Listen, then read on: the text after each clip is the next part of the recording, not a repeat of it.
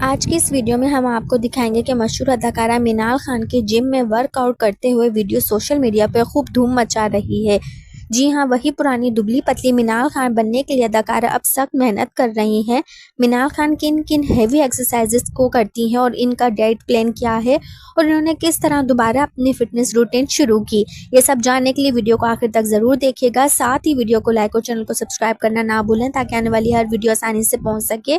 जैसा कि आप सब जानते हैं कि अदाकारा मिनाल खान ने बेटे की पैदाइश के बाद काफ़ी वेट गेन कर लिया था। इनकी बहन एमन खान का भी कहना है कि अगर वो कुछ ज़्यादा खा लें तो फ़ौरन इनकी बॉडी फैलने लगती है।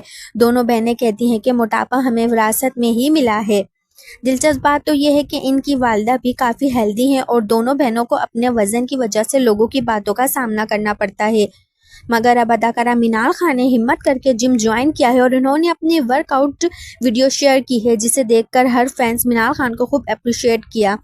कुछ फैंस का कहना है कि मिनाल पर मोटापा भी सूट करता है, जबकि कुछ ने कहा कि दुबली पतली मिनाल ज़्यादा प्यारी लगती है। तो आप बताएं, आपको मोटी मिनाल खान अच्छी लगती हैं या दुबली पतली?